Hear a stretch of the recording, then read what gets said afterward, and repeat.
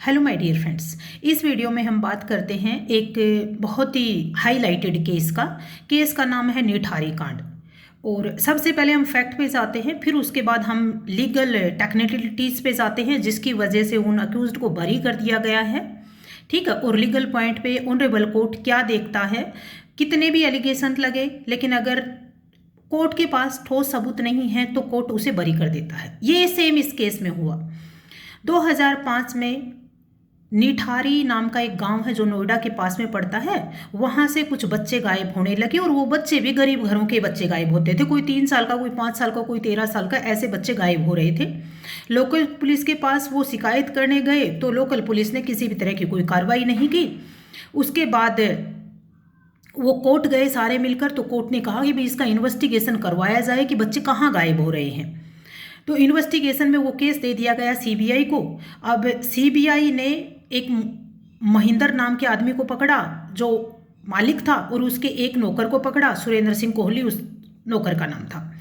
अब उन दोनों को पकड़ लिया। 60 डेज अप्रोक्स वो police custody and as well as साथ में जुडिशियल कस्टडी वो रहे।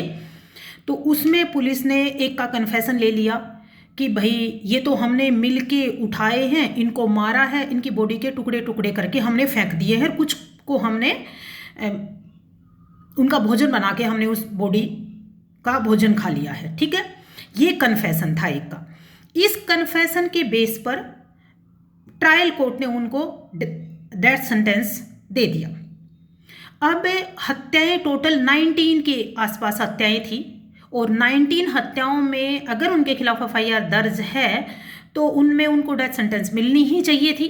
बहुत बड़ा एक निर्मम काम था, इतने सारे लोगों को और बच्चों को मारना तो बहुत बड़ी बात है। अब ये मैटर पहुंचता है ऑनरेबल हाई कोर्ट इलाहाबाद के पास। इलाहाबाद हाई कोर्ट ने आज इनको बरी कर दिया है। अब चलते हैं हम लीगल पॉइंट पे कि इलाहाबाद हाई कोर्ट ने उनको इन केसेस में बरी क्यों किया जिसमें डेथ सेंटेंस दी गई थी। यहाँ पर लीगल पॉइंट ये है कि इन दोनों अक्यूज्ड के खिलाफ जो भी एफआईआर रजिस्टर्ड थी, जो भी इन्वेस्टिगेशन हुई, उसमें कोई भी आई विटनेस नहीं था, ना कोई और ठोस सबूत था। ठीक है, सिर्फ एक था कि सीबीआई के सामने जब इन्वेस्टिगेशन सीबीआई कर रही थी तो उस टाइम उन्होंने कन्फेशन रिकॉर्ड करवाया था, और कन्फेशन रिकॉर्ड करवाया, उस कन्फेशन के बेस पे उनको सजा हो गई। लेकिन जब कन्फेशन रिकॉर्ड करवाते हैं ना, तो कन्फेशन रिकॉर्ड करवाते समय सेक्शन 164 सीआरपीसी में जो भी प्रोविजंस दिए गए उनको फॉलो करना पड़ता है। ठीक है, और एक जनरल बात है जो हमारे डीके बासु के केस में कही गई थी कि अगर कोई भी अक्यूज्ड है, ठीक है, अरेस्ट किया गया है तो उसका मेडिकल एग्जामिनेशन करवाया जाए। तो उस अक्यूज्ड का मेडिकल एग्जामिनेशन भी नहीं हुआ था। दूसरी बात, जो 164 में बयान होता है तो मजिस्ट्रेट वॉलंटरीनेस का पता करता है, तो उसमें वो सारा मेमोरेंडम मजिस्ट्रेट द्वारा नहीं लिखा गया था, तो वो कन्फेशन डाउटफुल हो गया। और जिन्होंने कन्फेशन दिया था उन्होंने मना कर दिया कि मेरा कन्फेशन तो टॉर्चर करके लिया था। अब कन्फेशन की रिलायबिलिटी खत्म हो गई है, और कन्फेशन की रिलायबिलिटी खत्म हो गई है और कोई सबूत नहीं है, तो ऑनरेबल हाई कोर्ट ने इसको बरी कर दिया गया। ठीक है, ऑनरेबल हाई कोर्ट का कहना है कि ये सारी सीबीआई ने इन्वेस्टिगेशन में इतनी कमियां कर दी हैं कि उसको प्रॉपर फॉलो करते। दूसरी बात, शुरू में दोनों के खिलाफ एफआईआर दर्ज हुई है, लेकिन धीरे धीरे करके आपने सारा मुख कर दिया है इन्वेस्टिगेशन का इसके सर्वेंट के खिलाफ, तो ये भी कैसे हुआ। तो इन्वेस्टिगेशन के दौरान बहुत सारी कमियां कर दी गई जिसके कारण आज वो दोनों अक्यूज्ड बरी हो गए हैं। तो कहीं ना कहीं देखो, इन्वेस्टिगेशन एजेंसी का बड़ा रोल होता है किसी भी अक्यूज्ड को, जो भी क्राइम करता है उसको सजा दिलाने में। तो प्रॉपर इन्वेस्टिगेशन तब तक नहीं होगी जब तक पुलिस अच्छे से काम नहीं करेगी, सीबीआई अच्छे से काम नहीं करेगी, इंटेलिजेंस अच्छे से काम नहीं करेगी।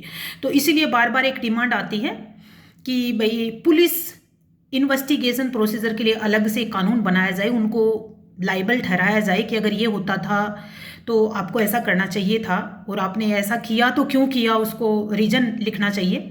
तो ये बहुत ज़रूरी है, क्योंकि कहीं ना कहीं आज वो माँ बाप जिनके बच्चों की डेथ हो गई थी, अक्यूज्ड को भी सज़ा नहीं मिली, तो उनकी लिए तो इनजस्टिस हुआ ना, एक्चुअली इनजस्टिस हुआ। किसने मर्डर किया है ना, तो इसीलिए सबसे पहले जानने की जरूरत होती है कि फैक्ट, फिर एफआईआर में क्या क्या है, फिर उसके बाद इन्वेस्टिगेशन में क्या हुआ, किस बिहाफ पर कौन सी लीगल प्रोविजन के आधार पर उन्हें सजा दी गई थी, और अब ऑनरेबल कोर्ट ने किस आधार पर उनको बरी किया गया है। बाय, जय हिंद, जय भारत।